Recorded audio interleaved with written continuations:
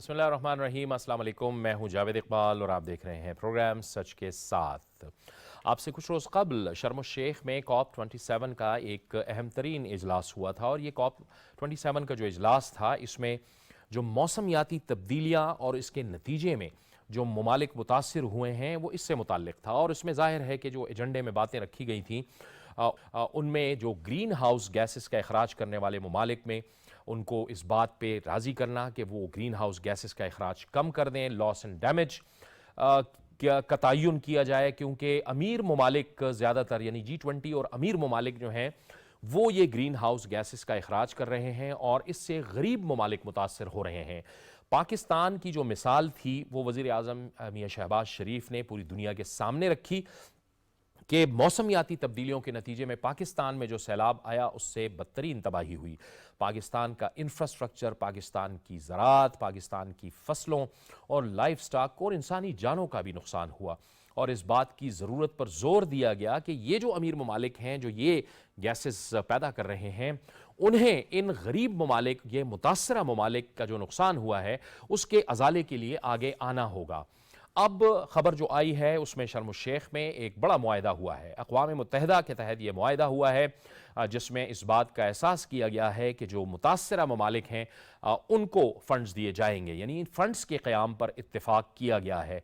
ये यकीनी तौर पर पाकिस्तान के लिए इस हवाले से एक बहुत बड़ी सिफारती कामयाबी है कि पाकिस्तान को G77 के ममालिक का सरबराह बनाया गया और फिर इस सरबराह की हैसियत से पाकिस्तान ने इस मुआहदे के अंजाम दही में एक अहम किरदार अदा किया है। पाकिस्तान के वज़ीर ख़ारजा बिलावल भुट्टो ज़रदारी और इसके साथ जो क्लाइमेट चेंज की मिनिस्टर हैं शेरी रहमान और वज़ीर आज़म मियां शहबाज शरीफ ने पाकिस्तान का जो मुकदमा है वो इंतहाई मौसर अंदाज से पूरी दुनिया के सामने पेश किया। ये कितनी अहम डेवलपमेंट है, प्रोग्राम के अपने पहले हिस्से में हम इस पर बात करेंगे और इसके लिए हमें ज्वाइन कर रहे हैं स्टूडियो में सीनियर तज्ज़ियाकार जनाब ताहिर नईम मलिक साहब को खुशामदीद कहते हैं और हमें ज्वाइन कर रहे हैं माशी तज्ज़ियाकार जनाब डॉक्टर ग़ुलाम समद। डॉक्टर ग़ुलाम समद जो हैं वो ब्राज़ील में होने वाली कॉप का ख़ुद भी हिस्सा रह चुके हैं। डॉक्टर साहब, गुफ्तगू का आगाज़ सबसे पहले आपसे करेंगे। आप फरमाइएगा कि ये कितनी अहम पेशरफ्त है, क्योंकि पहले तो ये चीज़ें जो लॉस एंड डैमेज के मामलात थे ये तो एजेंडे पे ही नहीं आ रहे थे और ये न सिर्फ एजेंडे पे आए बल्कि एक फंड के क़याम का भी फैसला किया गया है। जावेद इकबाल साहब, बिल्कुल आपने सही फरमाया है कि जितनी भी हम अपनी गवर्नमेंट की तारीफ करें, जो डेलीगेशन हमारा पूरा गया था, आई थिंक बहुत ही सक्सेसफुली इन्होंने जो क्लाइमेट चेंज के इश्यूज थे और क्लाइमेट चेंज के जो कंसर्न थे उनको वहां पे प्रेजेंट किया है। मैं आपको थोड़ा सा एक हिस्टोरिकल पॉइंट ऑफ व्यू देना चाह रहा हूं कि ये जो रियलाइजेशन है क्लाइमेट चेंज का ये कितना इंपॉर्टेंट है। आप अगर देख लें कि 1992 में जो पहला अर्थ समिट हुआ था वो भी रियो में ब्राजील में हुआ था और वो पहली एक सिचुएशन थी जिसमें ग्लोबली ये रिकॉग्निशन हुई थी कि क्लाइमेट चेंज और एनवायरमेंटल के जो इश्यूज हैं ये बहुत ही इंपॉर्टेंट है। जिस तरह आपने फरमाया कि तकरीबन फिर 20 साल बाद 2012 में, जिसमें मैं खुद डेलीगेशन का हिस्सा था, अगेन एक ग्लोबल समिट हुई रियो में कि ये इंपॉर्टेंस देखा जाए कि क्लाइमेट के हवाले से जो रियलाइजेशन है वो कितनी इंपॉर्टेंट है। उसके बाद पेरिस एग्रीमेंट हुआ। पेरिस एग्रीमेंट में सर जो एक सक्सेसफुल बात थी वो फाइनेंसिंग की थी।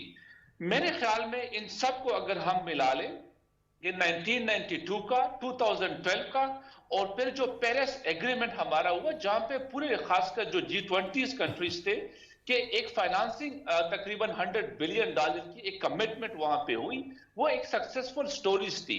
लेकिन इन सब में से अगर हम देख लें कि जिस तरह आपने फरमाया कि लॉस एंड डैमेज का एजेंडे पे भी नहीं था, अब लॉस एंड डैमेज को वहां पे इंक्लूड भी करवा दिया गया और रियलाइजेशन भी सर वहां पे हो गई है। मेरे ख्याल में ये 4-5 एक हिस्टोरिकल पर्सपेक्टिव में देखें तो ये पाकिस्तान के लिए again one of the biggest achievement है, क्योंकि ये अभी एजेंडे पे आ गया है।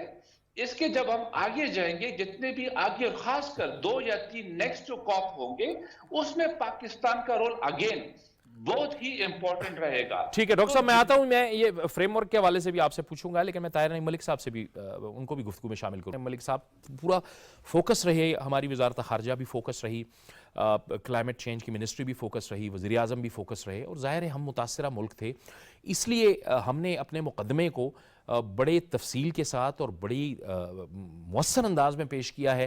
یہ اسے بہت بڑی پیش رفت قرار دیا جا رہا ہے، اور دنیا میں جو کلائمیٹ چینج پر نظر رکھنے والے لوگ ہیں، جو عالمی مبصر ہیں، وہ اسے پاکستان کی بہت بڑی سفارتی کامیابی قرار دے رہے ہیں. یقیناً دیکھیں، اگر پاکستان میں ایک عام آدمی کو یہاں یہ کہا جاتا تھا کہ سیلاب آیا ہوا ہے اور ہمارے وزیر خارجہ اور وزیر اعظم باہر دورے کر رہے ہیں، تو ان دوروں کی ایک ٹینجیبل آؤٹ کم یہ ہے، میں یہ بتانا چاہوں گا.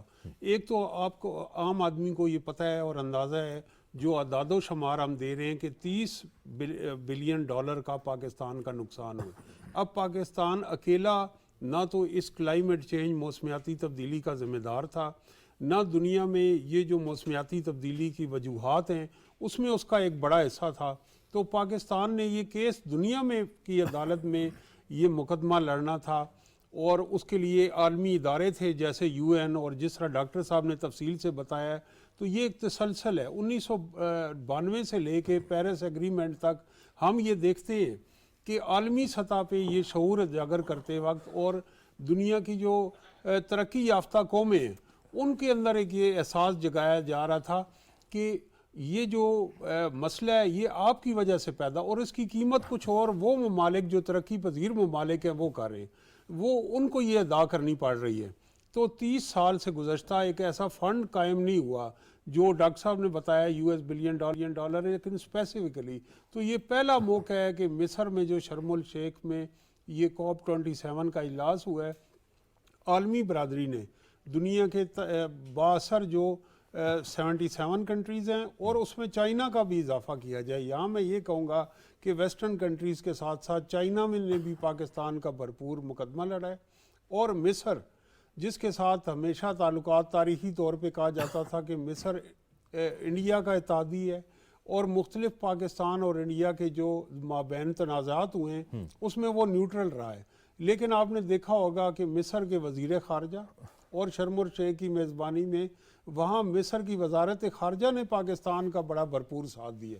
تو اس کو ہر لحاظ سے پاکستان کی کامیابی قرار دیا جائے گا، اور اس کے جو ٹینجیبل آؤٹ کم ہے وہ ہمیں نظر آئے گی کہ ایک فوکس بھی پاکستان پہ آ رہا ہے. اور اگر ایک ایسا فنڈ جو ہے جو اب ہمیں نظر آ رہا ہے کہ وہ فنڈ اب آپریشنل سٹیج پہ ہے، تو اس سے بہت بڑی پاکستان کو جو یہ کہہ رہے تھے کہ سفارتی تنہائی کا شکار ہے اور عالمی برادری کچھ کر نہیں رہی، تو اب ہم یہ نہیں کہہ سکتے کہ نہ پاکستان عالمی سفارتی تنہائی کا شکار ہے، نہ عالمی برادری نے اس کو موسمیاتی تبدیلی کے نتیجے میں فراموش کر دیا. ٹھیک ہے، اب یہ اس کا فریم ورک کیا ہوگا اور کیسے فنکشن کرے گا، ڈاکٹر صاحب سے پوچھتے ہیں. ڈاکٹر صاحب، یہ کیا آپ فرمائیں گے اس حوالے سے کہ یہ جو فریم ورک ہوگا فنڈ کا، یہ کس طرح سے آپریشنل ہوگا، اور لاس اینڈ ڈیمیج کا جو ہوگا یہ کس طرح سے پروسیڈ ہوگا؟ دیکھیں، اس میں جو ابھی اس کا جو ٹیکنیکلٹیز ہیں ابھی وہ طے ہونی ہے، لیکن اس میں جو ایک چیز ڈیسائیڈ ہو گیا وہ یہ ہے کہ تقریباً 24 ممبرز کنٹریز جو ہیں وہ ڈیسائیڈ کریں گے کہ نیکسٹ جو فریم ورک ہوگا وہ کس طرح ہوگا. کیونکہ اگر ہم دیکھ لیں جو $100 بلین کی بھی کمٹمنٹ تھی، اس میں زیادہ تر ڈیولپڈ کنٹریز اور کچھ جو بزنسز تھے ان پہ تقریباً ابلیگیشنز تھی کہ وہ پے کریں گے. یہاں پہ بھی تقریباً جو فریم ورک ڈیولپ ہونے جا رہا ہے وہ یہی ہوگا.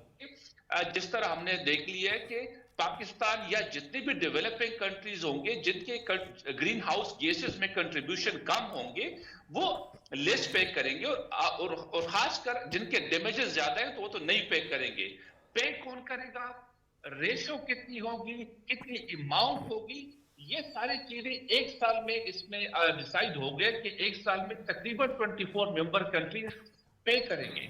تقریباً جو ایک فریم ورک نظر آ رہا ہے جس پہ تقریباً کمٹمنٹ بھی نظر آ رہی ہے وہ یہ ہے کہ ڈائریکٹ پیمنٹ کے ساتھ ساتھ جو زیادہ ڈیولپ کنٹریز کا فوکس ہوگا وہ انشورنس پہ ہوگا.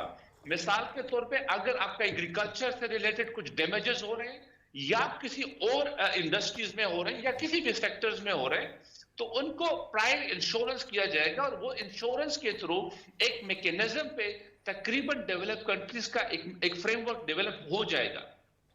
یہاں پہ سر جو سب سے امپورٹنٹ ہے کہ اس فریم ورک کو ایک سال میں بہت محنت کی ضرورت ہوگی.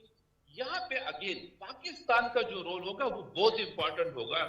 جس طرح یہاں پہ ہم نے دیکھ لیا ہے کہ کس طرح سکسیسفلی پاکستان نے اس کو ایجنڈے میں ڈالا اور پھر پاکستان نے اس کو ایجنڈے کو ریکٹیفائی بھی کروایا. آپ نے دیکھ لیا ہوگا کہ تقریباً آخر تک 4 یا 5 دفعہ یہ جو لاسٹ کائنڈ آف اناؤنسمنٹ تھی وہ پوسٹپون ہوتی رہی, لیکن successfully by the and of the night almost, کیونکہ جو ہمارے کولیگز تھے, دوست تھے, وہ سو گئے تھے کہ پتہ نہیں کب لانچ اسٹارٹ ہوگی. تو یہاں پہ یہ جو فریم ورک ہوگا سر, یہاں پہ میری سجیشن یہ ہوگی گورنمنٹ آف پاکستان کو کہ پاسبلی اگر ہو سکے تو لیڈ اس فریم ورک کو بھی پاکستان کرے. یہ 24 کنٹریز جو ممبر کنٹریز ہوں گے لیڈ پاکستان کرے, اور پاکستان کا جو کیس ہے جو فلڈ کے شکل میں ہمارے پاس موجود ہے اس کو لے کے چلے. اور میرے خیال میں پاکستان کا اور کینیا کا جو ریسنٹ فلڈز ہیں, باقی جو خاص کر یورپ میں ہیٹ ویوز آئے ہیں, تو یہ سارے کیسز کو لے کے چلیں تاکہ ایک کمپریہنسو فریم ورک بن سکے. جو فریم ورک ہوگا وہ صرف ہمارے فلڈز تک لمٹ نہ رہے, اس میں ہیٹ ویوز بھی آ جائیں, اس میں انرجیز کی ایشوز بھی آ جائیں, اس میں جو آپ کے آئل, گیس اور کول کے جو ایشوز ہیں وہ بھی آ جائیں. تو فریم ورک ایک کمپریہنسو بننا چاہیے. اس میں جو ممبرز ہوں گے تقریباً 24 ہوں گے, ان کا انوالومنٹ بہت امپورٹنٹ ہوگا. 2 کوشچن جاوید صاحب اس میں بہت امپورٹنٹ ہے کہ ہاؤ مچ اینڈ ہو ول پے. یہ 2 کوشچنز ہیں جس پہ ایک پورا سال اگلے سال کام کرنا ہے. لیکن سر اگین میں یہ کہوں گا کہ گورنمنٹ آف پاکستان کے جتنے بھی یہاں پہ ریلیونٹ سٹیک ہولڈرز ہیں, فارن منسٹری ہے یا منسٹری آف کلائمیٹ چینج ہے, ان کو اب آگے بہت ہی ایکٹیو رول ادا کرنا ہوگا تاکہ ایک بہت ہی ہالسٹک اور کمپریہنسو فریم ورک ہم بنا سکیں. یہ اس لیے بھی ضروری ہے ڈاکٹر صاحب کہ ظاہر ہے کہ پہلے بھی یہ جو ملک تھے بڑی مشکل سے اس بات پہ راضی ہوئے تھے کہ یہ ایجنڈے کا حصہ بنے, اور پہلے بھی فنڈ کا قیام ہوا تھا, لیکن پھر کمٹمنٹ تو آنر نہیں ہوئی تھی اس طرح سے پوری کی پوری. یہ آپ درست کہہ رہے ہیں ڈاکٹر صاحب؟ بالکل سر, بالکل. کمٹمنٹ 100 جو بلین ڈالرز کی تھی وہ نہیں ہو سکی. وہاں پہ تقریباً اس میں سننے میں یہی آ رہا ہے کہ ایگزیکٹ اماؤنٹ ابھی کلیئر نہیں ہو رہی, لیکن میجارٹی جو کمٹمنٹ تھی ڈیولپ کنٹریز کی وہ کوشش کر رہے ہیں کہ ون وے اور انادر وے, جس میں ریڈ پلس میکینزم ہے, کلیئر ڈیولپمنٹ میکینزم ہے جس کو CDM کہتے ہیں, اس کے تھرو وہ کر رہے ہیں, کوشش کر رہے ہیں. لیکن یہاں پہ اب جاوید صاحب جو چیلنجز آ گئے گلوبلی, انفارچونیٹلی جو ایک گلوبل میل ڈاؤن ہے, تقریباً آپ کا یورپ میں ریسیشن جا رہا ہے. میں آتا ہوں ڈاکٹر صاحب, یہ بڑا اہم نقطہ ہے. میں دوبارہ آپ کے پاس آتا ہوں, لیکن میں طاہر ملک صاحب کی طرف جاؤں گا. طاہر ملک صاحب, ایک سیکوینس ہے ہمارے کام میں, ہماری ورکنگ کے اندر, اس لیے شاید ہمارے, حالانکہ موجودہ جو حکومت ہے اس کو چیلنجز بہت زیادہ ہیں. سیلاب سے پہلے بھی معاشی چیلنجز تھے, پھر سیلاب آیا تو اس نے تو اور بھی ہماری جو معیشت کی کمر توڑ دی. تو چیلنجز تو بہت تھے, لیکن شاید ایک سیکوینس اڈاپٹ کیا گیا ہے جس کے تحت ہم آگے بڑھ رہے ہیں, اور میرے خیال میں دنیا آواز سن رہی ہے. یقیناً دیکھیں, ایک تو عالمی سطح پر اور یہاں بھی کہ جو فوکس تھا دنیا کا, اور جو عالمی معاشی صورتحال ہے وہ آپ دیکھیں کہ کرونا سے معیشت 2 سال متاثر ہوئی, اس کے بعد یوکرین وار آ گئی. تو اس فوکس کے درمیان پاکستان کا کیس پلیڈ کرنا, وہ ایک ہمیں کوآرڈینیٹڈ ایفرٹ نظر آئی ڈفرینٹ فورمز پہ اندر. اور جو یہ آپ کے علم میں ہے کہ اتحادی حکومت ہے, 12-13 جماعتوں پہ مشتمل ہے, لیکن انہوں نے ایک ٹیم ورک کے ذریعے کیا. تو میں یہ سمجھتا ہوں کہ پاکستان کو تاریخ میں بھی جو سفارتی کامیابیاں حاصل ہوئی ہیں وہ ساری اس کا نتیجہ تھا کہ جب ہمارے تمام ادارے, جس میں قومی سلامتی کے ادارے ہیں, دفتر خارجہ ہے, پارلیمنٹ ہے, سیاسی جماعتیں ہیں, انہوں نے ایک کوآرڈینیٹڈ ایفرٹ کی ہے. اور وہ ہمیں پاک چین تعلقات میں بھی نظر آتی ہے, وہ ہمیں نیوکلیئر پروگرام میں بھی نظر آتی ہے. تو اس سے ہمیں مطلوبہ نتائج حاصل ہوتے ہیں. تو یہی ہے کہ سفارت کاری کے میدان میں یہ ایک بہت بڑی ایڈوانٹیج ہے. تو اسی کو اگر ہم آگے کنٹینیو کریں گے تو یہ ایک بہت بڑا ہمارے لیے. اور اس کے ساتھ ساتھ آپ یہ بھی دیکھیں کہ 2 اور جو خبریں ہیں کہ پاکستان FATF کی گرے لسٹ سے نکل گیا, پھر UK نے اس کو ہائی رسک کنٹریز میں سے نکال دیا. بالکل. تو اس طرح کی اگر اچھی خبریں آتی رہیں گی تو حکومت سے ہمارا اختلاف ہو سکتا ہے, لیکن ریاست سے کوئی اختلاف نہیں. اور میری تو یہ بھی خواہش ہے کہ اس پہ ہمارے جو اپوزیشن رہنما ہیں عمران خان صاحب سے لے کے اور دوسرے، وہ مبارکباد دیں اس پہ گورنمنٹ کو، اور ایک اعلیٰ ظرفی کا مظاہرہ کریں۔ میں سمجھتا ہوں کہ جو نوجوان وزیر خارجہ ہیں بلاول بھٹو، ان کی بہت اچھی پرفارمنس ہے، اور جو کلائمیٹ چینج کی منسٹر ہیں محترمہ شیری رحمان، وہ بھی اپنے اس شعبے کے اندر خاصی مہارت رکھتی ہیں، اور ان کا جو میڈیا سے ڈیولپمنٹ سیکٹر سے ایکسپوجر رہا ہے، اس میں انہوں نے پاکستان کا کیس بڑے اچھے طریقے اور سے وہ ڈپلومیٹ بھی چونکہ رہی ہیں، سفارتکار بھی رہی ہیں، تو وہ ان کو ایک ایڈوانٹیج بھی حاصل ہے۔ ایڈوانٹیج بھی حاصل ہے، اور اس میں تعریف کروں گا اس وقت یو این کے سیکرٹری جنرل کے اور یو ایس پریزیڈنٹ بائیڈن کا بھی، کہ جنہوں نے متعدد بار اپنے اس طرح پیغامات سوشل میڈیا کے، خواہ وہ ٹویٹر اکاؤنٹ ہو اور تقاریر جو امپورٹنٹ فورم میں ہو، آپ یہ دیکھیں گے یو این سیکرٹری جنرل جب وہ سپیچ دیتے ہیں تو وہ یو این جی اے کی سب سے اہم تقریر ہوتی ہے، اور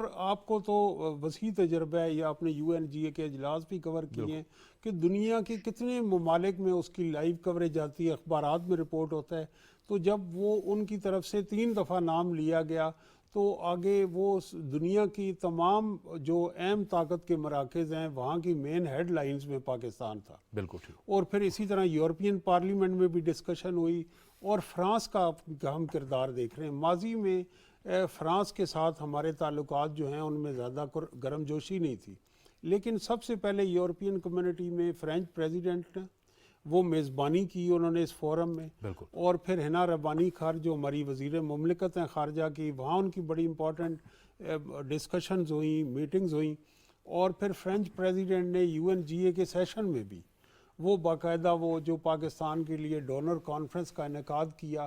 تو یہ 3-4 فرنٹس پہ کام ہو رہا تھا، اور اس میں پاکستان آرمی میں نے اور جنرل قمر جاوید باجوہ صاحب جو آرمی چیف ہیں، انہوں نے بیہائنڈ دا سین جو ان کے چینل سے اور جو ان کے سورسز تھے انہوں نے حکومت پاکستان کی مدد کی۔ تو میں یہ کہوں گا کہ پاکستان ایک ریاست ہے، ایک میڈیم سائز کنٹری ہے۔ جب ہم ایک یک زبان ہو کے اپنی تمام توانائیوں کو بروئے کار لا کے کوئی ایفرٹ کرتے ہیں تو وہ اس کے بڑے اچھے ریزلٹس آتے ہیں، نکل آتے ہیں، تمام سامنے نظر آ چیلنجز جاتے کے ہیں۔ باوجود۔ بالکل ٹھیک ہے، بالکل ٹھیک ہے۔ اچھا ڈاکٹر صاحب، آپ جو فرما رہے تھے اور جس کی طرف طاہر نعیم ملک صاحب نے بھی اشارہ کیا، یہ جب شرم الشیخ کی یہ کانفرنس شروع ہو رہی تھی تو اس سے پہلے ان جو شبہات تھے اس کا اظہار کیا جا رہا تھا کہ چونکہ امریکہ، یورپ جو ہے وہ یوکرین کے ساتھ جنگ میں ظاہر ہے کہ اب مصروف ہے ایک طرح سے، اور انہوں نے اپنے تمام جو فنڈز ہیں، جو اپنا اکانومی کا رخ جو ہے وہ اس طرف موڑا ہوا ہے، تو بڑی مشکلات پیش آ سکتی ہیں ایسی صورت کے اندر کہ جب پوری دنیا میں انفلیشن ہے، انرجی کی پرائسز میں بھی اضافہ ہو رہا ہے، فوڈ پرائسز میں بھی اضافہ ہو رہا ہے۔ اس میں سے پاکستان نے ایک راستہ نکالنے کی کوشش کی ہے اور پاکستان اس پہ کامیاب رہا ہے۔ بالکل آپ صحیح فرما رہے ہیں، میرے خیال میں دیکھ لیں جو اگین تقریباً نہ صرف ہم بلکہ انٹرنیشنل میڈیا بھی ریسنٹلی نیو یارک ٹائمز کا آرٹیکل اب میں پڑھ رہا تھا، اور باقی بھی جتنے بھی ادارے ہیں وہ پاکستان گورنمنٹ کے جو ڈیلیگیشن ہے اس کی بہت تعریف کر رہے ہیں۔ اگر آپ گلوبل سیناریو میں دیکھ لیں تو جو یو ایس کی پریارٹیز ہیں جاوید صاحب اس وقت وہ ڈیفرنٹ ہے، یورپ کی جو ایک اکنامک میلٹ ڈاؤن ہے ان کی پریارٹیز ڈیفرنٹ ہے، بلکہ یہاں تک بھی انیشل جو یہ ڈسکشن وغیرہ شروع ہو گئی تو کچھ ڈیولپ کنٹری نے بیک اپ نہیں کیا، انہوں نے جو آلریڈی کمٹمنٹ تھے وہ بھی چاہ رہے تھے کہ ہم اس کو واپس لے لیں۔ جو کچھ ہمارے بڑے بڑے انڈسٹریز ہیں، خاص کر جو آئل ریلیٹڈ انڈسٹریز ہیں، وہ بھی سپورٹ نہیں کر رہے تھے اس فنڈ کو جو کمٹمنٹ آلریڈی ان کی ہو چکی تھی۔ تو اگین گلوبلی جو ایک پریارٹیز تھی اس وقت میرے خیال میں جو کاپ جس حالات میں ہو رہا تھا پریارٹیز ٹوٹلی ڈیفرنٹ تھی۔ کووڈ ہوا، پھر یوکرین کا وار چل رہا ہے، اور اس کے ساتھ ساتھ جتنے بھی ہمارے اکنامکس کی ایشوز ہیں، میرے خیال میں اگین دی بگیسٹ سکسیس یہ ہوا کہ کوپ ہوا، پھر اس میں جو بگیسٹ سکسیس ہے وہ یہی ہے کہ لاس اینڈ ڈیمیج کو ہم نے سکسیسفلی ایجنڈے میں ڈالا۔ ایجنڈے میں ڈالنے کے بعد بھی تقریباً جتنے بھی ہمارے کولیگز وہاں پہ پارٹیسپیٹ کر رہے تھے، بھائی میرے خیال میں پرسوں تک ایک دوست تھے یو ایس میں پروفیسر ہے، اس سے میری بات ہوئی تو وہ بتا رہے تھے کہ یار میں سکسیسفل نہیں ہوں، مجھے لگ یہ رہا ہے کہ حالات ایسے ہیں کہ کوئی بھی اس سے نتیجہ نہیں نکلے گا۔ لیکن ابھی اگین رات کو میری اس سے گپ شپ ہوئی تو اس نے بتایا کہ ایک جو سکسیس ہے وہ تو یہی ہے کہ پاکستان نے نہ صرف اپنا بلکہ پورے ڈیولپنگ کنٹریز اور ان اکانومیز جس میں کلائمیٹ اور انوائرمنٹ کے امپیکٹ تھے ان کو ڈیفینڈ کیا اور سکسیسفلی ڈیفینڈ کیا. اور دوسرا جو سکسیس ہے وہ جس کو ہم کہہ رہے ہیں کہ لاس اینڈ ڈیمیج والا وہ ریکٹیفائی بھی کروا دیا ہے. تو یہ ایک پورا ڈیولپنگ کنٹریز کے لیے جو گروپ آف 77 ہے جس کو سپورٹ کیا چائنا نے بھی, میرے خیال میں ایک بگیسٹ سکسیس تھی اور یہ ایک اچیومنٹ ہے ہماری. تو آپ بالکل صحیح کہہ رہے ہیں کہ گلوبل سیناریو سر اس وقت ڈیفرنٹ تھا. پاکستان کا جو ڈیولپنگ کنٹریز کے لیے جو پریارٹیز تھے وہ ڈیفرنٹ تھے. اگین میں یہ کہوں گا کہ اگر ہم 1992 سے دیکھ لیں اور ابھی تک ریئلائزیشن تھی, لیکن اس وقت ریئلائزیشن پلس انٹینسٹی دونوں کو ملایا دیا گیا ہے. اور میرے خیال میں جس کی وجہ سے یہ جو ایشو ہے کلائمیٹ کو اور انوائرمنٹ کو اگر ہم ایک براڈر امبریلا میں دیکھ لیں تو ایک بہت ہی اچھی ریزلٹ اور سکسیس ہم نے اچیو کر لیا ہے. اور میں ہوپ فل ہوں کہ یہ جو اگلے سال پورا ایک فریم ورک پہ کام ہوگا اور اگلے سال اور 2 سال میں ان کے جو کنکریٹ ڈیولپمنٹ ہوگی میرے خیال میں وہ ایک ہمارے لیے اور ڈیولپنگ کنٹریز کے لیے بگیسٹ اچیومنٹ ہوگی. ٹھیک ہے, آپ کہہ رہے تھے کہ مبصر بھی اس کو بڑی اچیومنٹ قرار دے رہے ہیں, تو میں طاہر صاحب آپ بھی کچھ کہنا چاہ رہے ہیں, لیکن اس سے پہلے کہ میں آپ کی طرف آتا ہوں, میں جو Wilson centres Washington D C ہے اس کے جو ڈائریکٹر ہیں مائیکل کوگلیمن, انہوں نے ایک ٹویٹ کیا ہے اور وہ اپنے ٹویٹ میں کہتے ہیں کہ at COP27 negotiators led by Pakistan as chair of G77 produced an accord to set up a fund for loss and damage, remarkable given how controversial the issue is, and it had never been on a formal agenda at a COP summit until this year. Big foreign policy achievement for Islamabad.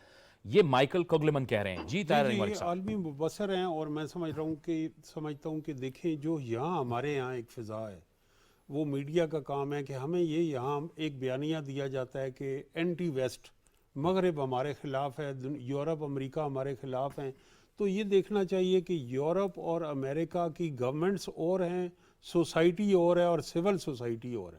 جب civil society میں media میں ایک consensus develop ہوا کہ یہ پاکستان کے ساتھ زیادتی ہوئی ہے, کلائمیٹ چینج کا وہ ذمہ دار نہیں یہ ہو, تو ان کی حکومتوں پہ بھی دباؤ ہوا اور وہاں پھر انہیں ایک پوزیشن لینی پڑی. لہٰذا ہم ان دونوں چیزوں کو مکس کر دیتے ہیں کہ شاید وہ ممالک ہماری مدد نہیں کرنا چاہتے اور وہ پاکستان کی تباہی سے خوش ہیں. ایسی بات نہیں. پاکستان میں ماضی میں بھی جو ارتھ کویک آیا, جو یہاں سیلاب آئے, اور آپ نے دیکھا کہ انجلینا جولی سے لے کے اور بہت سارے انٹرنیشنل سیلیبریٹیز پاکستان آئیں, اور پھر عالمی سطح پہ بہت سارے کاروباری شخصیات نے اپیل کی.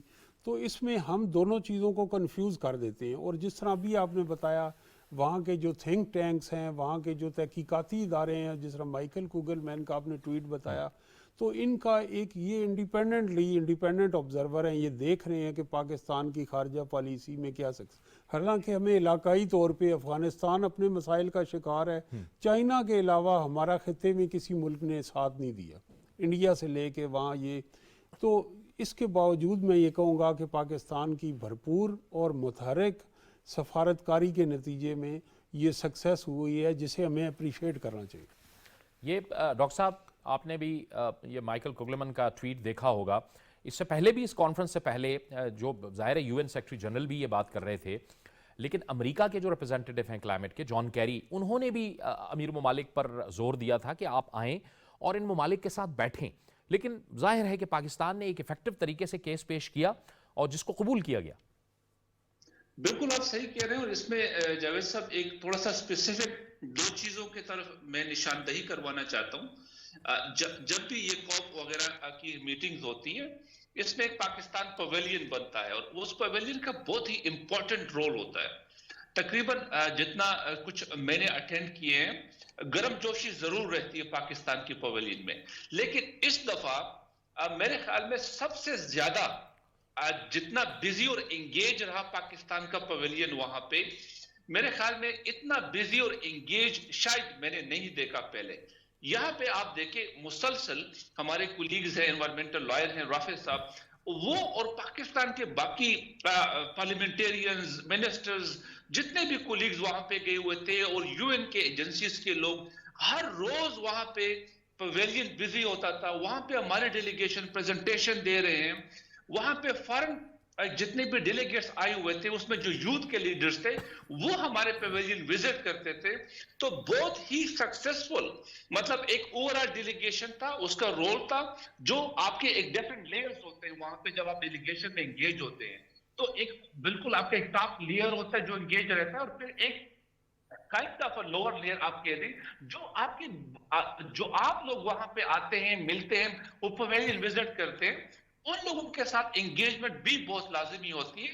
تو ایک سر میں یہ بتانا چاہ رہا ہوں کہ پاکستان کا پیویلین کا رول وہاں پہ ایگزیمپلری تھا اس دفعہ.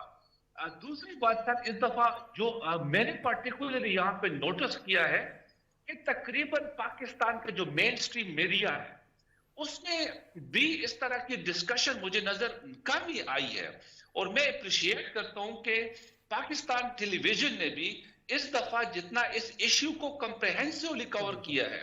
دیکھیں جاوید صاحب, میرے خیال میں جتنا ویٹ ہمیں دینا چاہیے نیشنل میڈیا کو, وہ بہت امپورٹنٹ رول پلے کر رہا ہے. تو مجھے خوشی ہوتی ہے کہ یہاں پہ آپ پروگرام جو کر رہے ہیں, باقی کولیگ جو پروگرام یہاں پہ کر رہے ہیں, اس ایشوز کو امپورٹنس دینا بھی بہت امپورٹنٹ ہے. تو میں یہ سر کہنا چاہ رہا ہوں کہ یہ دو چیزیں اس دفعہ ایگزیمپلری ہیں, اور میرے خیال میں اس مومنٹم کو برقرار رکھنا ہوگا, جاری رکھنا ہوگا اور برقرار رکھنا ہوگا. ٹھیک ہے, ٹھیک ہے, ٹھیک ہے. بہت بہت شکریہ ڈاکٹر غلام صمد صاحب آپ کا, طاہر نعیم ملک صاحب آپ کا بھی بہت بہت شکریہ. اور پاکستان ٹیلی ویژن ہمیشہ ان ایشوز پہ فوکس کرتا رہا ہے اور آئندہ بھی فوکس کرتے رہیں گے. سیاست بھی ہوتی رہے گی, لیکن سماجی ایشوز بھی فوکس رہے گا, لیکن اس کے ساتھ ساتھ جو ملک کو اور پوری دنیا کو درپیش مسائل ہیں, اور پھر یہ جو موسمیاتی تبدیلی کا جو ایشو ہے یہ پوری دنیا کو درپیش ہے. یہ ظاہر ہے اس وقت تو غریب ممالک اس سے متاثر ہو رہے ہیں, لیکن یہی چیز جو امیر ممالک کی وجہ سے پیدا ہو رہی ہے, یعنی گرین ہاؤس گیسز, یہ ان تک خود بھی پہنچ کر ان کو بھی نقصان پہنچا سکتے ہیں. اور اسی بات کو لے کے پاکستان پوری دنیا کے سامنے اپنا کیس بھی لے کر گیا ہے, اور جو غریب دیگر متاثرہ ممالک ہیں ان کا کیس بھی لے کر گیا ہے. ایک بریک کا وقت وہ چاہتا ہے, بریک لیں گے, اور بریک کے بعد ایک زبردست خبر کہ دنیا میں جو فٹ بال کا سب سے بڑا عالمی میلہ ہے وہ آج قطر میں شروع ہو گیا. ایک بریک کے بعد.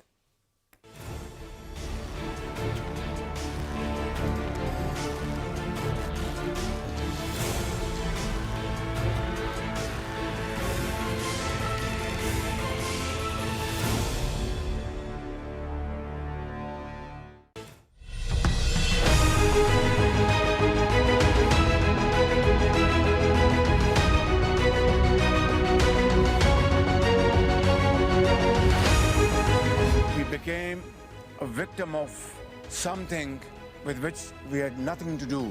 It was a man-made disaster.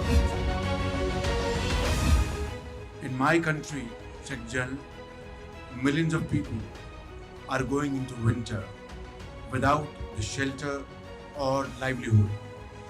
That is their fundamental right. Women and children are still looking to us to protect their basic needs. The global goal on adaptation needs to be prioritized both in terms of financing and timelines.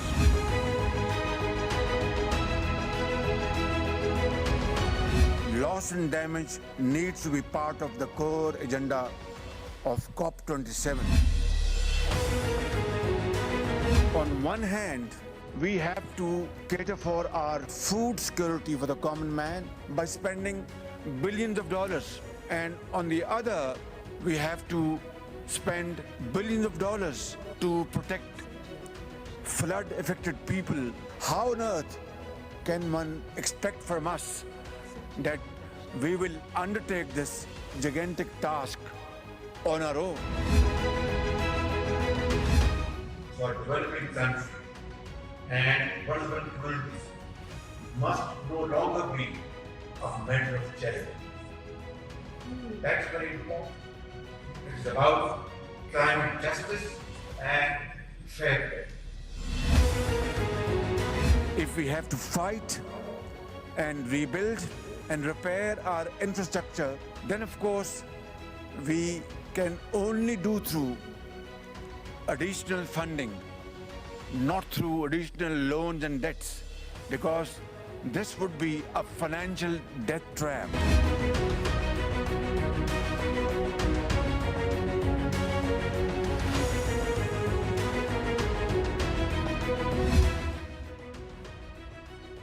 I hope this conference will not only listen to this message loud and clear, but convey this to all who have the power and financial muscle to change the course of history loud and clear.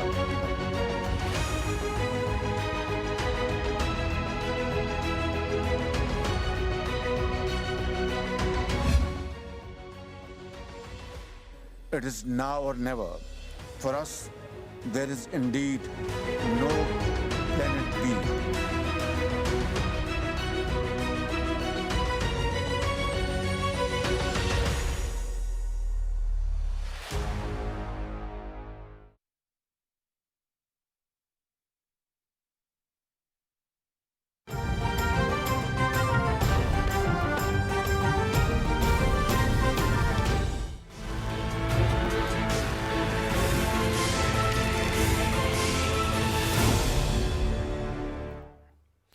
Programme में नाज़रीन एक बार फिर आपको खुशामदीद कहते हैं। और दुनिया football का सबसे बड़ा मेला आज कतर में शुरू हो गया। पहला मैच कतर और इक्वाडोर के दरमियान जारी है, लेकिन जाहिर है कि 32 ममालिक इसमें खेल रहे हैं। एक बहुत बड़ा मेला है ये, दुनिया में सबसे ज़्यादा खेला जाने वाला और सबसे ज़्यादा देखा जाने वाला फ़ुटबॉल ही है।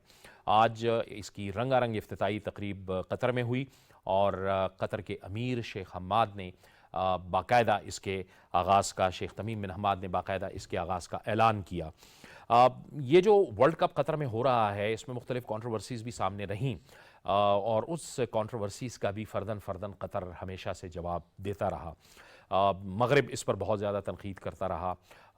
याद रहे कि कतर ने जो दीगर ममालिक थे, जिनमें जनूबी कोरिया है, जापान है, ऑस्ट्रेलिया है और अमेरिका है, उसके मुकाबले में ये वर्ल्ड कप जीता था। यानी वर्ल्ड कप की मेज़बानी का जो एजाज़ था, ये इन ममालिक के मुकाबले में जीता था। अब क्या कौन फेवरेट है, किस तरह से ये मैचेस चलेंगे, और कहा जा रहा है कि ये जो है ये दूसरा मुख्तसर तरीन वर्ल्ड कप होगा कम दिनों के लिए, यानी कि हो रहा है। इसी पर हम बात करेंगे और इसके लिए हम स्टूडियोज़ में ज्वाइन कर रहे हैं। फ़ुटबॉल को बड़े जानते हैं, देखते हैं, एनालिसिस करते हैं मलिक उस्मान साहब, आपको खुशामदीद कहते हैं, और तैमूर खान, आपको भी बहुत खुशामदीद कहते हैं। उस्मान साहब, आप बताइए, क्या आपका जो इब्तिदाई तज्ज़िया है कि वर्ल्ड कप ये यकीनी तौर पर इस्लामी ममालिक के लिए तो एक बहुत बड़ा एजाज़ है कि इतनी कॉन्ट्रोवर्सीज़ के बावजूद कतर ने ये जो है अरेंज कर लिया। मेरी नज़र में ये एक बहुत बड़ी अचीवमेंट है। It's the first Islamic country, it's the first Arab country. इस हिसाब से तो ये बहुत बड़ी अचीवमेंट है। लोग ज़्यादा बातें करते हैं कि इनकी कोई फुटबॉलिंग पेडिग्री इतनी नहीं है, मगर हमें ये भी देखना चाहिए कि इस एजाज़ मिलने के बाद उन्हें क्या क्या फ़ायदा हुआ। देखें, एक आपने नया एवेन्यू खोल दिया। फीफा अभी तक तो कतर को बैक कर रहा है। आप देखें, $220 बिलियन की इन्वेस्टमेंट हुई। उसके साथ साथ इन्होंने जो 170,000 सीट्स जो हैं वो वक्फ करनी है दूसरे मुल्कों को डेवलप करने के लिए, स्पोर्ट्स डेवलप करने के लिए। ठीक है कि ये आप कह सकते हैं ये 29 दिन का टूर्नामेंट है, एक बड़ा मुख्तसर टूर्नामेंट है, मगर इसके साथ साथ लोग टेम्परेचर की बड़ी बात करते हैं कि टेम्परेचर जो है वो हमें बड़ा हिट करेगा और इस तरह की बातें। कुछ कॉन्ट्रोवर्सीज मेरे ख्याल से थोड़ी ज्यादती है इनके साथ। अगर आप टेम्परेचर की स्पेसिफिक बात करें तो साउथ अमेरिका को इस टेम्परेचर से इतना फर्क नहीं पड़ेगा। फ्रांस हो गया, स्पेन हो गया, इन्हें इतना नहीं पड़ेगा। अगर आप नॉर्दर्न हेमिस्फीयर देखते हैं ना, यूरोप का, उन टीम्स को थोड़ा सा फर्क पड़ता है। नहीं तो फ्रांस 1998 के और अभी के टेम्परेचर्स में बहुत ज्यादा फर्क नहीं है। एक चीज। दूसरी चीज, मेला है, एशिया का दूसरा वर्ल्ड कप है, इस्लामिक मुल्क का पहला वर्ल्ड कप है, तो एक एंटिसिपेशन तो बहुत ज्यादा है, लोग बड़े पुरजोश हैं। और कतर कोई छोटी टीम नहीं है, 2019 में एशिया का फुटबॉल कप भी जीती और जापान को हरा के जीती। सो मेरे ख्याल से एक बड़ा जबरदस्त ओमन है और नए एवेन्यूज खुलेंगे फीफा के लिए भी और कतर के लिए भी। अच्छा तैमूर, इसमें जब हम फीफा की बात करते हैं तो से प्लेयर जो थे, जो पुराने साबिका जो फीफा के प्रेसिडेंट थे, जिनके दौर में ये हुआ था, कतर को मेजबानी मिल गई थी, उन्होंने कहा था कि हमसे बड़ी गलती हो गई है। लेकिन अभी जो फीफा के मौजूदा सदर हैं जियानी इन्फेंटिनो, उन्होंने 2 रोज पहले जो प्रेस कॉन्फ्रेंस की है, बड़ी तफसील से प्रेस कॉन्फ्रेंस की है, और उन्होंने ये कहा है कि मगरिब जो है वो कतर के हवाले से दोगलेपन का शिकार है। ऐसी कोई बात नहीं है, यानी बड़ा उन्होंने सपोर्ट किया है। बिल्कुल, देखिए इसमें ये होता है कि आपको बड़े एक बैलेंस किस्म का एनालिसिस देना होता है। اس سے پہلے ساؤتھ افریقہ میں بھی ورلڈ کپ ہوا. ساؤتھ افریقہ کے اپنے 20 سال پہلے اس ورلڈ کپ کے اپنے ایشوز تھے, اپارتھائڈ اسٹیٹ تھی وہ. اس کے بعد اگر آپ رشیا کو دیکھیں تو رشیا کا بھی تھا. تو کوئی بھی ملک, every country has a chequered past. تو آپ اس کے بیچ میں آ کے کہ just because Qatar has a few issues just like a lot of other countries in the world, آپ اس کو نہیں جنرلائز کر سکتے کہ بھائی قطر میں ورلڈ کپ ہو رہا ہے تو یہ غلط بات ہے. یورپ کی اگر آپ ہسٹری دیکھ لیں, ایون اگر آپ فٹ بال میں دیکھ لیں, تو یورپ میں سب سے زیادہ ان اسٹیڈیمس میں ریسزم کے ایونٹس ہوتے ہیں. ادھر کوئی بھی بلیک پلیئر اگر کھیل رہا ہوتا ہے تو اس کے ساتھ جو کچھ ہوتا ہے, نیوز آپ لوگوں نے بھی دیکھی ہوں گی کہ کیا کیا ہو رہا ہے, ویدر اٹس ایسٹرن یورپ یا آپ کے ٹاپ 5 جو یورپین لیگز ہیں وہاں پہ بھی یہ انسیڈنٹس ہو رہے ہوتے ہیں. تو وہی بات ہے کہ those who are living in glass houses should not be throwing stones at other people. اچھا, اس میں ملک عثمان صاحب یہ جو ہیومن رائٹس والا ایک اینگل تھا, ہمیشہ سے یہ ممالک یہ بھی پروپیگیٹ کرتے رہے کہ جس میں 6000 مزدور مر گئے. حالانکہ قطر نے کہا ہے کہ 2014 سے 2021 تک جب ان گراؤنڈز کی تعمیر ہو رہی تھی تو اس میں صرف 37 لوگ مرے ہیں, اور وہ اگر 6000 کا فگر دے رہے ہیں تو وہ تو جو ممالک میں جاتے ہیں لوگ اور ان کی نیچرل ڈیتھس ہو جاتی ہیں یا واقعات میں ڈیتھ ہو جاتی ہیں, وہ ایک مجموعی تعداد تھی. یعنی انسانی حقوق کے لیول پہ, ہیومن رائٹس لیول پہ بھی پروپیگیٹ کیا گیا. پروپیگیٹ انہوں نے بہت سارا کیا. اصل میں جس دن سے ان کو ہوسٹنگ رائٹس ملے اسی دن سے کانٹروورسی شروع ہو گئی تھی. آپ کو یاد ہوگا کہ افریقن کنٹریز کے متعلق انہوں نے کہا کہ ان کو جس طرح یہ ووٹس آئے ہیں وہ کس طریقے سے, بڑی کانٹروورسی کریٹ ہوئی. اور یہ لوگ جو مرتے ہیں, ظاہر ہے ہیومن رائٹس کا ایشو تو پوری دنیا میں, ایسا نہیں ہو سکتا. ابھی میرے کولیگ بھی بات کر رہے ہیں, اور ہم نے دیکھا ہے چیمپئنز لیگ جیسے ٹورنامنٹ میں بھی, جو بیسٹ ٹورنامنٹ ہے یورپ کے فٹ بال کا, جو ٹاپ کی ٹیمز اس میں کھیلتی ہیں, اس میں کئی دفعہ ایسا ہوا ہے کہ stadiums behind close doors matches ہوتے رہے ہیں. تو اگر یہاں پر ایشوز ہے تو ایشوز ہر جگہ ہوتے ہیں. ہر ملک میں کوئی نہ کوئی مصیبت آتی ہے, کوئی مشکل وقت آتا ہے. آپ کی بات بجا ہے کیونکہ لیبر طبقہ بہت زیادہ ہوتا ہے, قطر میں کام کر رہا ہوتا, اور اگر لوگ کسی بھی وجہ سے مرے, لازمی نہیں ان کا اسٹیڈیم کی وجہ سے ہوا ہے. قطر نے اس کو شو پیس بنایا اور اس کی بیس پر وہ اپنے ملک کی ایک ایڈورٹیزمنٹ کرنا چاہتا ہے. تو ان کا بہت زیادہ اس میں ایفرٹ ہے. آپ ایک دو نیگیٹو چیزوں کو دیکھ رہے ہیں جو کہ ہر کوئی بھی آپ پروجیکٹ اٹھائیں گے کوئی نہ کوئی نیگیٹیوٹی اس میں ہوتی ہے, مگر میری نظر میں اس میں پازیٹیوٹی بہت زیادہ ہے. جتنے چیلنجز تھے, جتنا ویدر کا ایشو بتایا جا رہا تھا, انہوں نے ایئر کنڈیشن سٹیڈیمز بھی بنائے ہیں. انہوں نے جو ہے وہ اپنا گلوبل وارمنگ کو بھی کنسیڈر کیا ہے, اس حساب سے سٹیڈیمز کی تعمیر کی ہے. اور یہ کیا کر سکتے ہیں, ایک نومبر دسمبر میں آپ کو ورلڈ کپ کر کے دے رہے ہیں, 8 وینیوز ہیں, 5 سٹیڈیمز ہیں. سو آئی تھنک اٹس جو نیگیٹیوٹی بہت کم ہے, پازیٹیوز بہت زیادہ. 4 میچز بھی ہیں. اب آپ ذرا آئے نا جی, تیمور صاحب بتائیے نا, فیوریٹ تو یہ کہہ رہے ہیں کہ برازیل فیوریٹ ہے. برازیل اگرچہ کہ 2002 کے بعد کوئی کپ نہیں جیتا, اور سیکنڈ فیوریٹ میں ارجنٹائن آ رہا ہے. بالکل. اچھا, اس میں یہ بڑا یونیک سا ٹورنامنٹ ہے, جیسے عثمان نے پہلے کہا کہ جو ویدر کنڈیشنز میں جو ایڈجسٹ کر لے گی ٹیم, ان کے پاس ایک ایڈوانٹیج ہوگا. آبویسلی برازیل کی ابھی اس ٹائم پہ جو ٹیم ہے, it's a very strong team. ان کے, اور میں صرف نیمار کی بات نہیں کر رہا ہوں, ان کا ڈیفینس بہت اچھا ہے. ان کی مڈ فیلڈ سب سے اسٹرانگیسٹ مڈ فیلڈ ہے in my books right now in Qatar. پھر اس کے علاوہ of course Argentina, Messi's potentially is last World Cup for his country, تو and they have a very young team coming up. پھر اس کے علاوہ آپ کے کچھ ڈارک ہارسز بھی ہیں, مطلب آپ کرویشیا کو رول آؤٹ نہیں کر سکتے ہیں, آپ ایون سینیگال کو نہیں کر سکتے ہیں. نیدرلینڈز کی جو ہے وہ بہت ہی اسٹرانگ ٹیم بنی ہے اس دفعہ, ان کا ڈیفینس بہت اسٹرانگ ہے, اٹیکنگ ورژنس میں دے آر ویری گڈ. تو بٹ آئی اسٹل ایکسپیکٹ کہ they will be footballing giant جو کہ سفر کرے گا اس ٹورنامنٹ میں. It happens in every World Cup. ٹھیک ہے عثمان, لیکن یہ ارجنٹائن جو ہے وہ میں ریکارڈ دیکھ رہا تھا, گزشتہ 36 میچز میں ناقابل شکست رہا ہے. اور آپ سینیگال کی بات کر رہے تھے, ڈنمارک کی بات کر رہے تھے ہم. اس کے پیچھے ایک وجہ ہے, ڈنمارک نے ابھی 2 دفعہ ورلڈ چیمپئن فرانس کو ہرایا, 2018 میں ان کے ساتھ ڈرا کیا. تو یہ سرپرائز نہ رہے کہ اگر ڈنمارک اپنے گروپ میں فرسٹ آ جائے. اگر وہ اپنے گروپ میں فرسٹ آتی ہے, اور آپ کو یاد ہوگا کہ فرانس کے جو 2 مین انجنز ہیں, اینگولو کانٹے, پول لابیل پوگبا, یہ دونوں نہیں کھیل رہے. اور آج کی خبر ہے بنزیما بھی نہیں کھیل رہا, وہ زخمی ہے, وہ آؤٹ آف دا ٹورنامنٹ ہو گیا. تو اب ان کی ٹیم جتنی ایک فیورٹ تھی وہ کچھ قدم پیچھے آئی ہے. اور ڈنمارک کا ریکارڈ ریسنٹ میں نے آپ کو بتایا فرانس کے خلاف بڑا اسٹرانگ ہے. تو اگر ڈنمارک فرسٹ آ جاتی ہے, جیسے میرے کولیگ کہہ رہے ہیں ڈارک ہارسز, تو Denmark is one of them. ایک چیز. دوسری چیز آپ دیکھیں, ہر ورلڈ کپ میں چیمپئنز لیگ آخری میچ ہوتا ہے سیزن کا, تو اس کے تقریباً 3 ہفتے کے بعد ورلڈ کپ شروع ہوتا ہے جب بھی ہو, اور یہ والا ورلڈ کپ تقریباً 1 ہفتے بعد شروع ہو رہا ہے. پچھلے ویکینڈ میچز ہوئے ہیں, تو وہ جو جیلنگنس ہوتی ہے, کوہیژن ٹیم کا ہوتا ہے, وہ سفر کرے گا. ایک दूसरा कुछ लोगों को जो मौसम को लेकर उनको बहाने हैं वो है, तीसरा कुछ टीम्स जो हैं जैसे कि कतर है आज इतना परफॉर्म नहीं कर सकी, मगर 2 महीने से उन्होंने अपनी लीग सस्पेंड की हुई थी ताकि वो अपने वर्ल्ड कप में इन्वेस्ट करें। तो इसी तरह अफ्रीकन लीग्स जो हैं वो भी उस तरह परफॉर्म नहीं कर रही और उस तरह के मैचेस नहीं खेल रही जिस तरह अभी चल रहे हैं। तो मेजर टीम्स के जो प्लेयर हैं वो थोड़े थके भी होंगे, कोहिजन भी नहीं होगा, छोटी टीम्स को ये एडवांटेज होगा। अच्छा, तो आई एग्री कि ये बड़ा अपसेटिंग वर्ल्ड कप होगा, बड़ा ऊंच नीच होगा। अच्छा, ये जैसे हमने क्रिकेट में बड़े अपसेट्स देखे थे इस वर्ल्ड कप में, तो इसमें भी हम देख यहाँ सकते पर भी हैं कोई नेदरलैंड्स निकल आएगा कोई नजर निकल आएगा। जी असल जी, में मैचेस इतने ज्यादा 2-3 महीने से यूरोप में की लीग्स में चल रहे थे, हाँ तो एक बर्नआउट फैक्टर एक आता है। अभी हमने सिर्फ बेंजेमा और 1-2 और प्लेयर्स का सुना है जो इंजर्ड हुए हैं।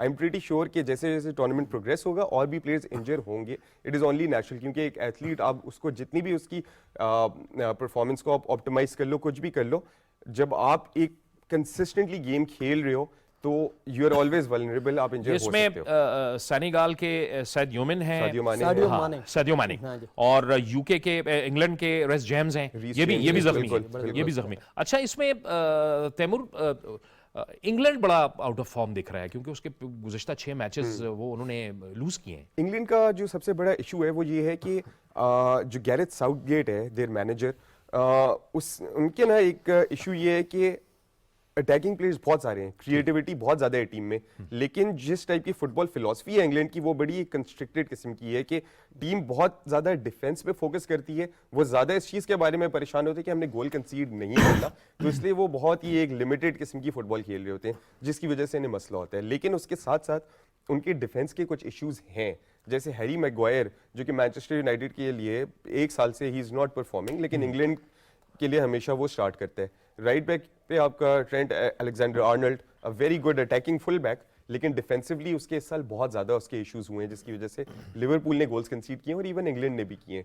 तो इंग्लैंड को अपनी थोड़ी सी फिलॉसफी में ज़रा ओपन होना पड़ेगा, they have to be more creative.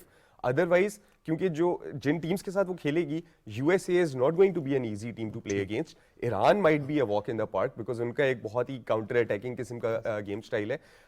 And even अगर आप देखें तो Wales are going to be very direct against England, और एक बड़ी वो एक राइवलरी वाला एटमॉस्फेयर होगा जब इंग्लैंड और वेल्स का मैच होगा। तो England if they do not think out of the box they might struggle. Messi के अलावा कौन से बड़े प्लेयर्स आपको दिख रहे हैं और हम देखेंगे उनकी अपनी टीम में बड़े अच्छे हैं। डिबाला बड़ा ज़बरदस्त है, उनके डिफेंस में मार्टिनेस बहुत अच्छे हैं, रोमेरो बहुत अच्छे हैं, उनके गोलकीपर बड़ा ज़बरदस्त परफॉर्म कर रहे हैं। उसके अलावा इनकी अपनी ही टीम में लटीरो मार्टिनेज जो स्ट्राइकर हैं वो बड़े अच्छे हैं। तो अर्जेंटीना की तो टीम बहुत मजबूत है, मगर उनके टेलिस्मैन जैसे मेरी कोलीग ने कहा वो लियोनेल मेसी ही होंगे। उसके अलावा नेमार उनका इंजन है ब्राज़ील का, ब्राज़ील की टीम बड़ी स्ट्रॉन्ग है ओवरऑल वैसे। उसके अलावा साडियो माने बाहर हो चुके हैं, लेकिन वो एक स्टार थे, African player of the year भी रहे। उसके अलावा डिपाई बहुत अच्छे हैं, वैन डाइक। डिफेंस असल में हम सिर्फ वो अटैकर्स को देखते हैं जो गोल्स करते हैं या मिडफील्ड जो बड़े डायनामिक होते हैं। इसके अलावा किलियन एम्बापे बड़े जबरदस्त स्ट्राइकर हैं। डिफेंस जो है ना वो इस दफा बड़ा मैटर करेगी सर। एक चीज का ख्याल रखिए, ग्रुप स्टेज से जब एक दफा आप निकलते हैं ना, then most of the time ऐसा होता है कि 1-0 की गेम बन जाती है। अगर आप फ्रांस का पिछला वर्ल्ड कप भी देखें, फाइनल को छोड़ के 1-0 वो सारा का सारा वो डिफेंस की वजह से कि उनका मजबूत हो जाता है। और वो कहते हैं कि strikers win you games but defence wins you tournament and leagues. तो आपकी डिफेंस स्ट्रांग हो तो आपकी अटैकिंग बड़ी मजबूत हो जाती है। तो किलियन एम्बापे फ्रांस की तरफ से तो आप बहुत ही ज्यादा इंपॉर्टेंट हो गए हैं क्योंकि करीम बेंजेमा बाहर हो चुके हैं। Cristiano Ronaldo, Bruno Fernandes, Harry Kane, ये सारे बड़े जबरदस्त प्लेयर हैं और इनमें से कोई भी एक जो है वो प्लेयर ऑफ द टूर्नामेंट अगर बनेगा तो मैं हैरान नहीं होऊंगा। अभी हमने जर्मनी की भी बात नहीं की। हाँ जी, जर्मनी के बारे में लोग इतना नहीं डिस्कस कर रहे, but it's a very strong team. उनका लेफ्ट विंग पे there is this new player Jamal मुसियाला, जो कि इंग्लिश था बट ही डिसाइडेड कि मैं जर्मनी के लिए खेलूंगा। Amazing performances through out the season.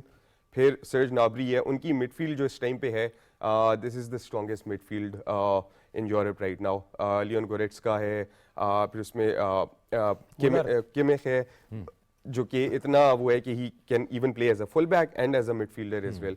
तो वही बात है जैसे उन्होंने कहा कि अगर आपका डिफेंस और मिडफील्ड स्ट्रांग नहीं होगा तो आप स्ट्रगल करोगे। और आज इवन कतर वाला मैच जो मैं देख रहा था, आई वाज वेरी डिसअपॉइंटेड क्योंकि कतर ने जिस तरह परफॉर्म किया, ऐसे नहीं लग रहा था कि ये वो टीम है जो कि कुछ सालों पहले जापान को एशिया कप का फाइनल हरा के आई है। मतलब प्रेशर में लगी, प्रेशर भी था, लेकिन बात देखें, आप 3 साल से ये स्क्वाड इकट्ठे हैं, ठीक है, और इन्होंने बड़े मैचेस खेले, ऐसा नहीं है इन्होंने बड़े मैचेस नहीं खेले। तो आई थिंक कि ये जरा प्रेशर में कुछ ज्यादा एक तो आ भी गए, लेकिन انہوں نے مسٹیکس وہی ریپیٹ کیے جا رہے تھے جس کی وجہ سے گولز پڑے, اور فل بیکس کا رول بڑا امپورٹنٹ ہے اس ورلڈ کپ میں. اور اس دفعہ جو بھی گولز کنسیڈ ہوئے ہیں, 2 گولز جو کنسیڈ ہوئے ہیں, چلیں فرسٹ تو پینلٹی تھا, جو سیکنڈ گول بھی تھا وہ فل بیک کی مسٹیک کی وجہ سے ہوا تھا. تو قطر نے یہ شو کرایا کہ جی اگر آپ کی مڈ فیلڈ اور ڈیفینس کے بیچ میں ایک اگر کنیکشن نہیں ہے تو آپ اسٹرگل کرو گے. یہ والی بیٹل ہر میچ میں بہت امپورٹنٹ ہوگی. ٹھیک ہے. یہ جو ورلڈ کپ ہو رہا ہے عثمان بھائی, آپ بتائیے کہ what it means for Asia, what it means for Arab countries, کیونکہ عرب کے ہاں بہت زیادہ فٹ بال کے ساتھ محبت ہے. اس پورے ریجن کے لیے کیا معنی رکھے گئے؟ دیکھیں ان کے پاس پیسے بھی ہیں, شوق بھی ہے, اسٹیڈیمز بھی ہے, بناتے ہیں, مگر ورلڈ کپ جیسا ایونٹ جو کہ گلوبل ایونٹ ہوتا ہے, گلوبل اٹینشن کا مرکز بنتا ہے, اس سے فائدہ تو بہت ہوتا ہے. جب آپ کے سٹارز آپ کے سامنے کھیل رہے ہو اور دنیا کے سارے سٹارز آپ کے سامنے کھیل رہے ہو, وہ اپنے آپ میں ایک خواب لگتا ہے. تو اس سے کئی لوگ جو نہیں بھی سپورٹس میں آنا چاہتے وہ بھی کوشش کرتے ہیں کہ ہم اس میں آئیں. پھر ایڈورٹیزمنٹ کی وجہ سے مارکیٹنگ اور جو آپ کے گلوبل جو ملٹی نیشنل کمپنیز ہے وہ بھی انویسٹ کرنا پسند کرتی ہے.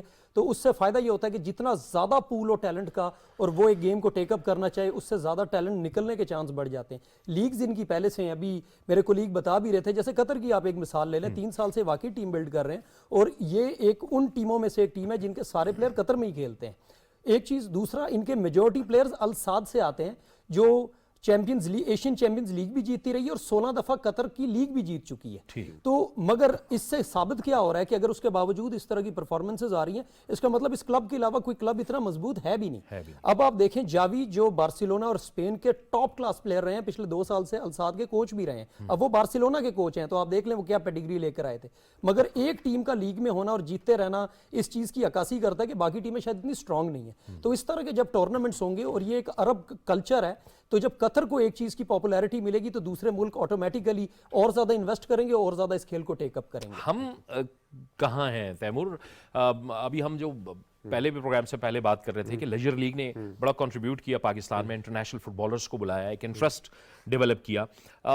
میں خود ذاتی طور پہ میں کرکٹ کھیلنے والا بندہ ہوں, میں پوری عمر کرکٹ کھیلتا رہا ہوں, لیکن جب فٹ بال کا ورلڈ کپ آتا ہے یا بڑے میچز ہوتے ہیں تو ہم سب جو ہے وہ ٹی وی کے سامنے بیٹھے ہوتے ہیں اور ہمارا ایک انٹرسٹ ڈیولپ ہوتا ہے, لیکن ہم اس کو پھر مٹیریلائز نہیں کر سکتے. جی دیکھیں, میں نے 10 سے 12 سال سے میں نے پاکستان فٹ بال میں بھی کام کیا ہے اور آؤٹ سائڈ آف پاکستان بھی میں نے کام کیا ہے. جو سب سے بڑا مجھے ایک ڈفرینس نظر آتا ہے وہ یہ ہے کہ ہمارے جو کارپوریٹ سیکٹر ہے اس کو کبھی اس طریقے سے دکھایا نہیں گیا کہ کیوں آپ کے لیے امپورٹنٹ ہے کہ آپ فٹ بال میں انویسٹ کریں. آپ پاکستان میں آپ چترال چلے جائیں, آپ بلوچستان چلے جائیں, آپ کے پی چلے جائیں, ادھر football is the top game, cricket is not the top game there. اور یہ ہم لوگوں کا یہ کہ ہم لوگ کراچی, لاہور, اسلام آباد والی مینٹیلٹی کی وجہ سے ہمیں لگتا ہے کہ کرکٹ واحد سپورٹ ہے. اچھا, اس کے علاوہ یہ ہے کہ ہمارے ادھر گراس روٹ لیول فٹ بال جو ہے نا وہ اتنی اسٹرانگ نہیں ہوئی. یہ لیجر لیگز وغیرہ قسم کے برانڈس آئے ہیں, انہوں نے کیے ہیں, بٹ موسٹلی ان کا یہ ہوتا تھا کہ 1 سال کے بعد ان کو مسئلہ اس چیز پہ ہوتا تھا کہ ہم اتنے پیسے نہیں کما رہے جتنے کمانے چاہیے.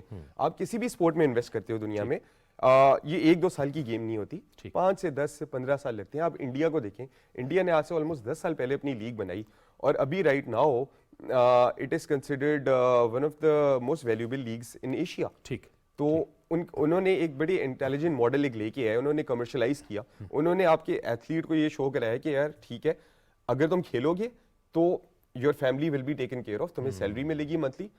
اینڈ میں بات یہی آ جاتی ہے کہ بھئی اگر آپ کو کوئی گیم پیسہ نہیں کما کے دے رہی when you are mature, تو آپ کیوں وہ پرسو کرو چیز. ٹھیک ہے, بہت بہت شکریہ تیمور خان, ملک عثمان صاحب, آپ کا بہت بہت شکریہ. اور یقیناً بہت بڑا ٹورنامنٹ سب لوگ اور ہم سب لوگ اس کو کم از کم 29 روز تک انجوائے کرتے رہیں گے. یہ تھا ہمارا آج کا پروگرام. جاوید اقبال کو اجازت دیجیے, اللہ حافظ.